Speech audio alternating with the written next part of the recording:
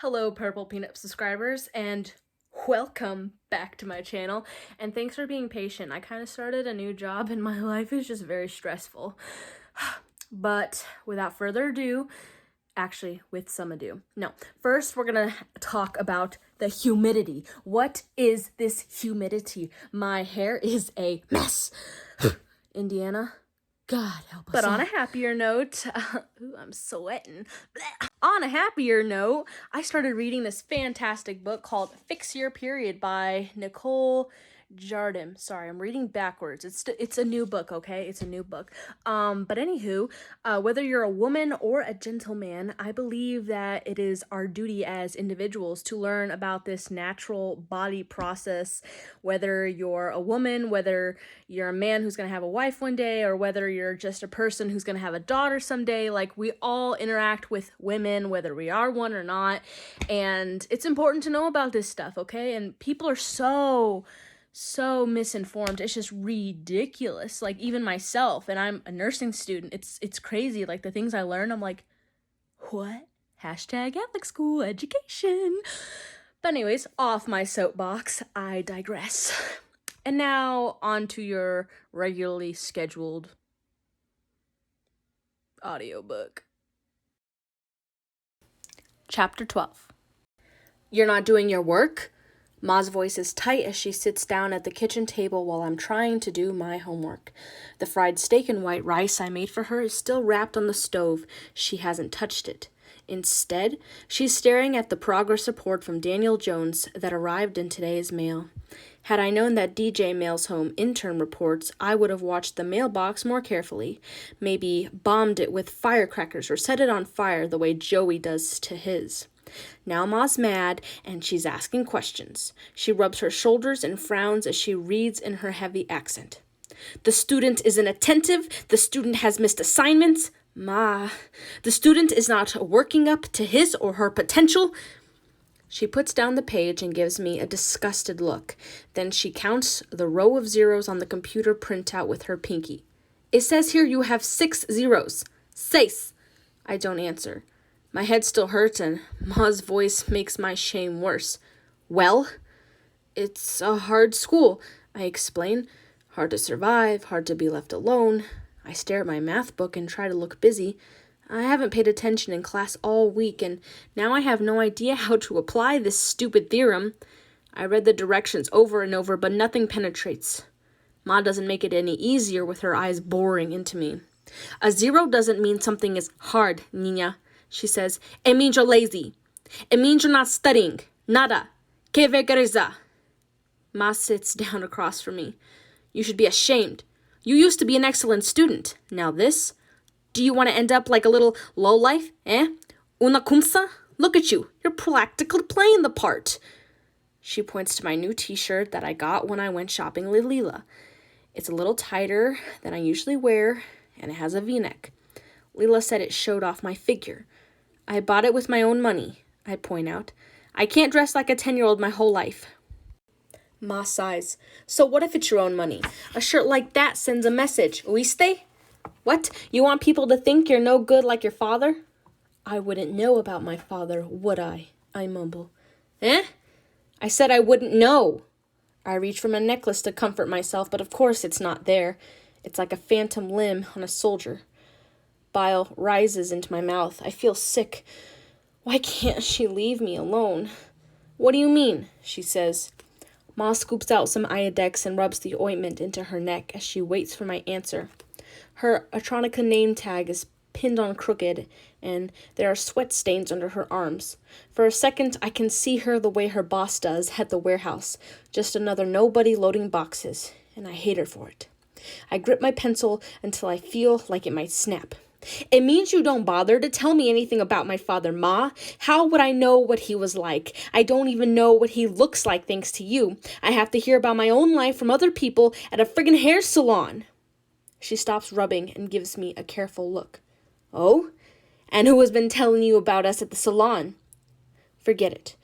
She wipes her hands clean, shaking her head in disgust. That place is like a radio station, you know. It broadcasts everything. She crosses her arms. So what if it is then? Somebody's spreading gossip about me and Augustine. I ignore her. What have you heard? She asks louder. Her oily hand covers up the words on the page and makes a mentholated stain on the problem I'm trying to work out. Contestame! I snatch the book away and glare. Do you want me to do my homework, or do you want to bother me all night? Jesus, Ma, you're such a pain. I can't stand you. The minute I say it, Ma flinches, and I wish I could eat my ugly words. I've never been so mean to her, but now all I want is to make her feel small. I need her company down here at the bottom of this pit, where maybe she can hug me and tell me it's all right. But she's made of sturdier stuff. She doesn't fall after me the way I want. Instead, she sits back and arches her brow. She lets out a deep laugh, shaking her head as if I'm the stupidest little kid she knows. Then she folds the progress report carefully, her hands barely trembling as she leans in. You know what, Piedad Marie Sanchez? This has nothing to do with Augustine. It has to do with you. You're going to do better in school. You hear me? You're going to do better, or I'm going to go down and see what's so hard for you at that new school. Understand? I didn't sacrifice. I slam my book shut and head for the door. It's dark outside, and it's me who's shaking now. Where are you going all alone? It's dark, she says. Away from you, I shout. I ring and ring at the lobby doors, but Leela is not home. The apartment looks dark from the street. She is probably out dancing with her William Levi look-alike. The whole idea makes me even angrier. Worse yet, I didn't grab a coat, and now I'm shivering under my sweatshirt. I rattle the door to see if someone might have left it loose, but it's locked tight. I'm just about to turn back for home when somebody opens an apartment door inside. It's Joey Helper. He's holding his boots in his hand and his army jacket over his shoulder. He looks surprised to see me. Then he stops on the other side of the glass door, cocks his head, and smiles. Trying to get in, Toad? He asks. Open up. You have to tell me the secret password. It is shut up and open the door, Joey. He snorts and shoves his bare feet into his unlaced work boots. Then he opens the door. She ain't home, he says as I start to storm past him. He knows exactly who I'm looking for, of course. From the hall, I can hear the canned laughter of the show his father is watching on TV. Joey walks out to the stoop and looks up at the sky as he puts on his coat. The stars are already peeking out. Come on, he says. The cellar door is around the back of the building, right next to the super's apartment. The basement has always been creepy, and not just because of the super. It has cracked cement floors and those little windows that only show you people's feet as they go by. When we were little and bored, Joey and I would play hide and seek all over the building. But this was the only place I wouldn't come to find him, even if I knew for sure he was there. The super had a rule against kids playing in the basement, and I was scared he'd shut me in that cold, dark place forever if he caught me playing there. That feeling never went away. Even when I got old enough to know better, the padlocked door at the far end always scared me. It led to the storage units for each floor, but you could probably hide a body in there and nobody would ever be wiser. Joey unlocks the door and lets us in. My teeth are practically chattering from the cold, so he fishes in his pocket for a few quarters and turns on the old dryer. In a few minutes, he gives off heat and a musty odor laced with a touch of bleach. It's strangely comforting as I press my hands on the sides to warm them. He climbs on top of the dryer as if it's a chair and gnaws on his cuticles, waiting for me to warm up. Little white puffs of his breath explode from his lips with each pull. One of his wrists is swollen with new ink, I notice. It says, homemade pain. Doesn't that hurt? I ask. Last summer, he showed me his tattoo tools. A cigarette lighter, a sewing needle attached like a harpoon to the eraser end of a No. 2 pencil, and a jar of India ink he swiped from the art room. He shakes his head. I take it like a man. Sure, I say. I'm going to get a good one when I'm 18. A cobra, right here. He lifts his shirt to show me his hip. His jeans sit just under his navy blue boxers. The skin on his stomach is smooth and tight, and the slope of his hip bone disappears inside his pants in a way that makes me blush. Suddenly, Joey hops down from the dryer and heads for the storage area. In no time, a dim light is switched on, and I can see one of the rusty doors hanging open. He's gone for a long time. Joey? No answer. I know I should go home. I should say sorry to Ma. Still, one foot moves in front of the other until I reach the doorway. The ammonia smell that greets me is overpowering. A bear bulb swings from a chain on the ceiling. There's an artificial Christmas tree in one corner and stacked boxes. Joey is sitting on a striped mattress on the floor. He doesn't look up when I step inside. Instead, he keeps staring at something in the corner. That's when I see an old laundry basket lined with a towel. Inside is the mother tabby, suckling 2 kittens. It's not ammonia I smell. It's cat piss. My heart gives a jump. They're only palm size, and they're just fluff with big heads and eyes still closed to the world. They can't be more than 2 weeks old. As they nurse, they jerk their paws and heads in blind clumsiness. The orange one even rolls off its mother's teat helplessly. Joey gets up and picks the kitten up carefully, putting it back near the basket as the mother hisses. "Shut it," he tells her.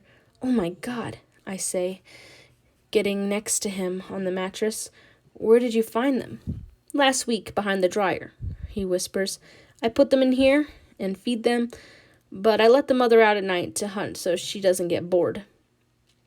"Aren't you scared the super's going to catch you?" Joey smiles. "I'm not afraid of anything." Neither one of us speaks for a long time as we watch. After a while, he lies back with his hands folded behind his head. I try not to look at him lying down that way, even though I can feel him staring. "You glad you moved, Toad?" he asks finally. From here, it's as if his eyes are glowing like a cat's. For once, he isn't wearing one of those grins. He looks just the way he did when we were 10, soft and open. I look down at him and shake my head slowly. No, it's horrible. Joey takes his jacket off and puts it around my shoulders. Then he presses me back gently until he's on top of me, and his lips are brushing mine.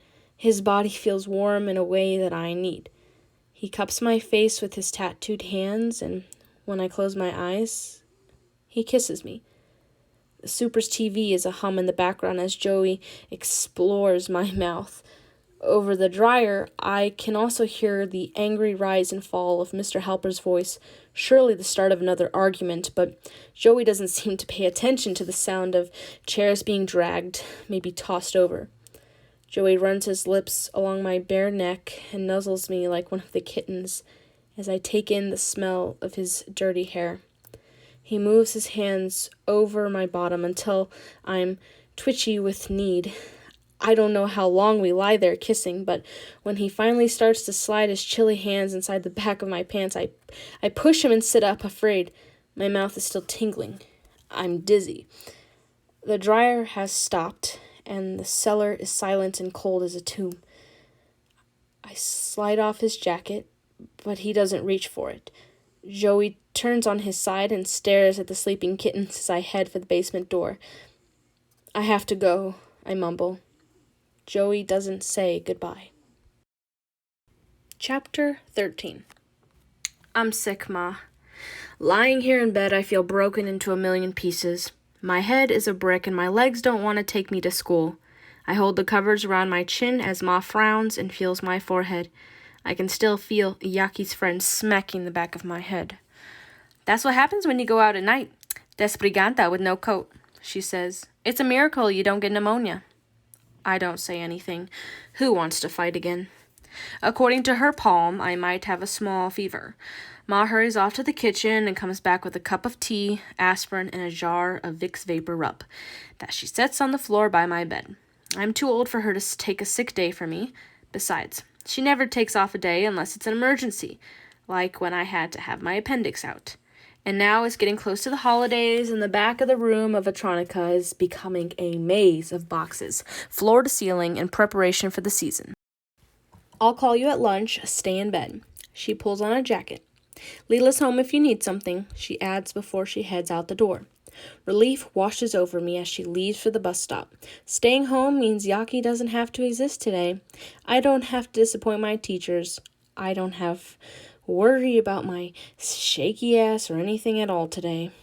I close my eyes and turn over, nestling deep inside my covers for a rest, when I hear the bus pull away from the curb. I'm already drifting off. I am beautiful, riding on the neck of a huge jeweled elephant. She's massive and graceful, and her skin is the molten green of jade. She trumpets and flaps her ears to warn onlookers to stay away. I can feel people's fear and respect as we go by. They marvel at my long hair, which trails down my back, at my legs, my balance, my total control. I ride down Parsons Boulevard.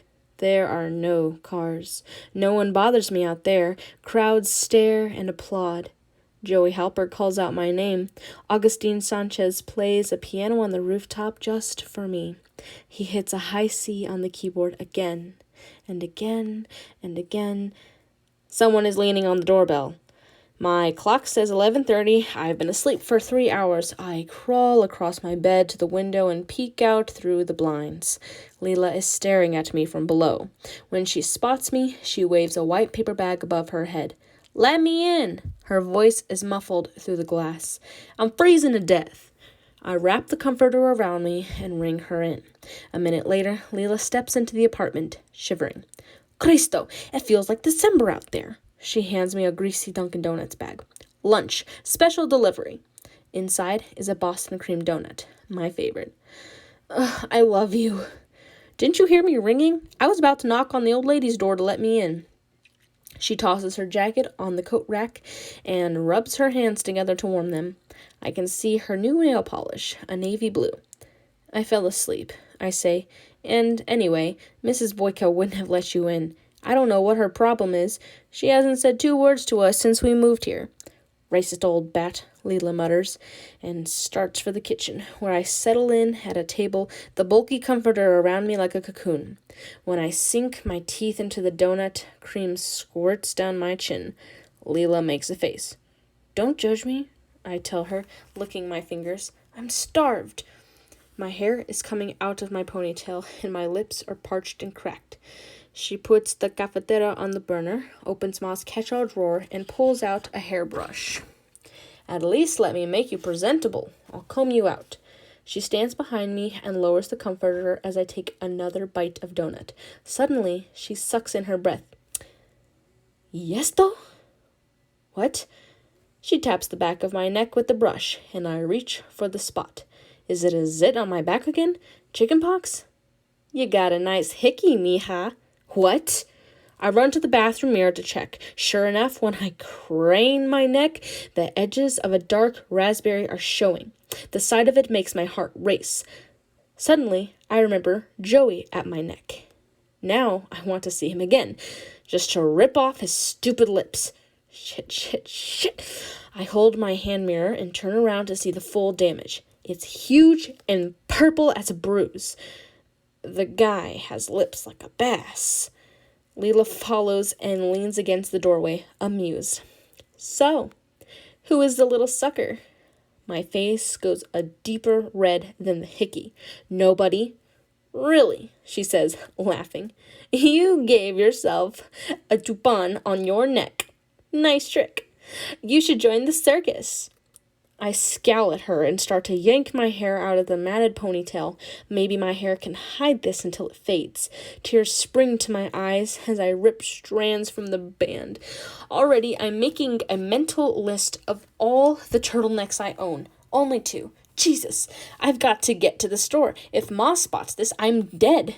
Leela reaches for my hand to stop me. "Calm down already. You don't want a bald patch, too, do you?" "What am I gonna do?" "Wait here." She disappears and comes back holding a sample tube of foundation. Try this. If it can hide the circles under my eyes, it can hide anything. She doesn't say a word as I glob the tan liquid on the spot. A few minutes later, the hickey is barely there. It's nothing more than a secret. When I'm done, Leela steps inside the bathroom and kisses my cheek. She brushes my dirty hair in long strokes until it's smooth and covering my neck. It looks nice down, she says softly. It makes you look grown. She moves her pinkies gently over my full brows and runs her palms over the slope of my cheekbones as she studies my reflection in the mirror. What? I say. Your mother is worried about you, Pitty. Great. They've been talking. Ma is always worried. True. But should she be this time? She said you disappeared last night. She didn't know where you went. That's not too safe. I don't answer. She puts her face next to mine as she admires me in the mirror. I can smell the perfume she always dabs behind her ears until the smell of espresso coming from the small pot on the stove overpowers it. Just be careful about letting boys touch you, Pitty. It feels good, but it's not a game, no matter how much fun you think you're having. I look at her carefully. Fun? Was I having fun with Joey? Is that what you think when you're with Raoul? Leela doesn't blink. It's a fair question, she knows it. No, she says, but I should. The phone rings as Leela is draining her mug. The caller ID says Daniel Jones High School. I answer it. Is this the parent or guardian of Piedad Sanchez? The voice on the other line is strangely familiar. Yes, I say. The caller snorts. Oh, please, it is not. Me? I say, trying to imitate Ma's accent. Quit it, Pitty, it's me, Darlene. Oh, I let out my breath. Making attendance calls must be one of her aide duties. I can hear phones and voices in the background. You scared me for a second. What do you want? She turns on her secretary voice. I'm verifying your illness today. I'm sick, Darlene. My mother knows. Darlene lowers her voice. Well, who cares about that? It sounds as if she has her hand wrapped around the receiver. Of all days to be absent, Pitty. You missed it all. You won't believe it. Believe what? She got busted, she says. Who? Are you kidding me? Who? Yaqui Delgado. That's who. The cops came with dogs and everything. My mouth hangs open. Is this a joke, Darlene? Dead serious.